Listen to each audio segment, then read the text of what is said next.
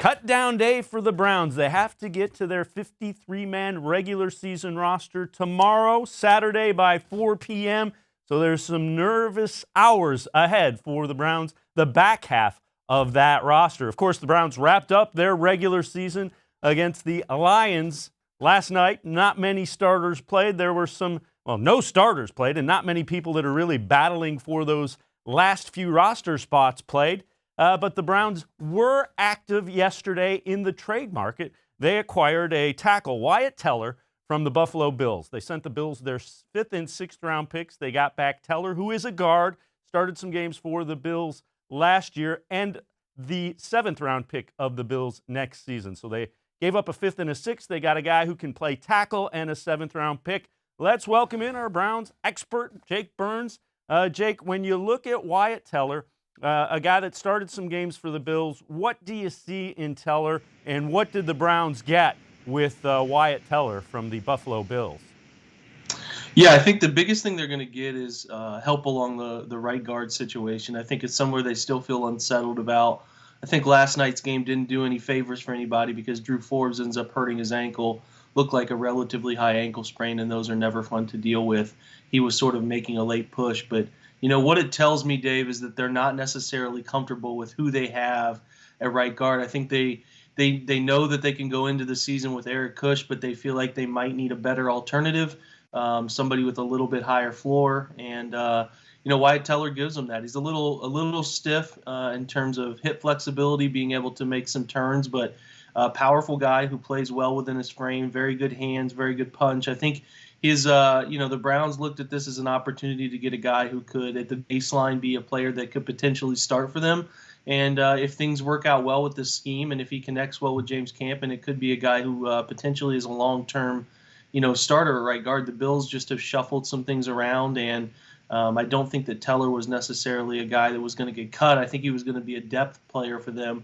But the Bills have a little better, center right guard, or not center, but just right guard situation. So I would say it made sense for both teams to pull the trigger on this kind of deal. Gives the Bills some draft capital late in next year's draft, and helps the Browns feel like they have somebody solid there who, if forced to move on from Kush, or if Eric Kush gets hurt, they can get the job done, because I don't think they feel totally confident in Drew Forbes just yet, or Austin Corbett if they keep him around. When you look at that offensive line, how big of a concern is it? Is that something? Are the issues that you see with the line things that can get worked out as the season goes along, or is it something that screams of it's going to be problematic for a while? Yeah, Dave, I don't think it'll ever be a strength. I think that this group can be fine. I think there are ways that they can scheme around it, and allow the group to be better than what the individual parts are. I think they have two good individual parts in Treader and Batonio. Questionable with the tackles. I just think that those guys are average to below average players, and then they're figuring out right guard. So they have to find a way to take the individual parts and make those individual parts a better collective sum, which is possible. I think you saw in the last half of last year they're able to do that. The quarterback helps immensely. Coaches can help in terms of some of the schematic adjustments they do, and I just kind of view it as it's not a problem until it's a problem. I think week 3 of the preseason caused everybody to panic a little bit, but they were leaving most of those linemen. They were leaving in tough shotgun passing situations, no deception. Sometimes 5 wide, just throwing the football and being very bluntly obvious that they were throwing the football. And, when you do that and defenses know that that's coming, they're going to be able to, eliminate half of the guessing game, which a big part of football is deception. Are they going to run or are they going to throw? And when you're sort of forcing your offensive linemen to sit on an island against defensive linemen who are very skilled and sit on like I said, sit on an island knowing a pass is coming. They wanted to put that pressure on this group. I don't think they have intentions of doing that to them in the regular season, but they were very clearly going into game 3 with a game plan of, hey, let's throw the football from the shotgun, put some pressure on these guys. And I don't think that they were good by any means, but I didn't think that they were bad. And to me, it was a very calculated game plan that said, hey, let's put some pressure on these guys. put them in a situation that they'll feel if we ever get down in a game early, and attack it from there. And I thought that they were fine. Like the Browns could have moved the ball well against Tampa Bay, just some drop passes here and there. So the overall freak out about the offensive line, I've continued to say it, is not necessarily warranted right now. I think if you're looking for problem areas, you can find them on any roster. And the Browns, I don't think you're wrong in saying that this could be a problem area, but let's let it be a problem before it's a problem, if that makes sense. It seems to me that they're screening the ball, throwing screen passes, and pretty effectively. Is that accurate from what you've seen? It looks like they have put an emphasis on that, and that's going to be something that can be very effective for this offense. Yeah, especially if you have teams who are going to be rushing upfield quickly, and I think guys are going to try to really beat those tackles around the edge. Greg Robinson and Chris Hubbard are two guys who anchor pretty well, but they don't necessarily deal with speed very well. So teams will send those defensive ends upfield quickly, and I think you can combat that with screens. Nick Chubb's a very effective screen game running back. Proved it last year.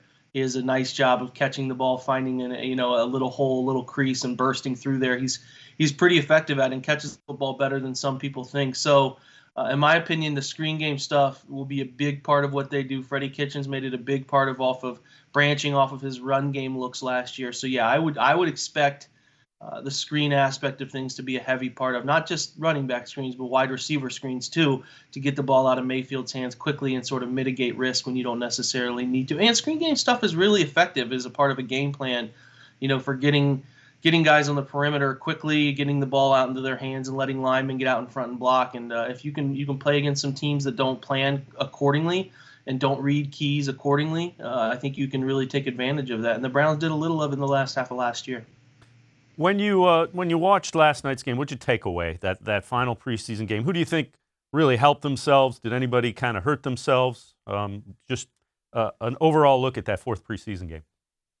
Yeah, I think Devereaux Lawrence has continued to prove that he's the first rotational defensive tackle. I think he's finally figured it out. Some guys, the light bulb clicks on, and I think Devereaux has mentioned it too, that just I'm trusting in what I do. I trust in my ability. And he's playing without thinking. And I think sometimes guys think too much about what move should I use here, what technique should I use, and they just don't play. And I think he's finally healthy, seems healthier than he's been in a little while, and he's playing fast, he's playing without thinking, and he's playing in a scheme that he's comfortable in. And I think he's really anchored himself and locked himself into a job. I thought Derek Willis locked himself into a job. Garrett Gilbert should be on this roster. I certainly think he's played himself into a job. And I think the offensive line sort of solidified itself yesterday in terms of who the backups will be. I certainly think, they're not going to keep another tackle. Brad Seaton kind of proved that I don't think he's going to make the roster. Those games are so tough.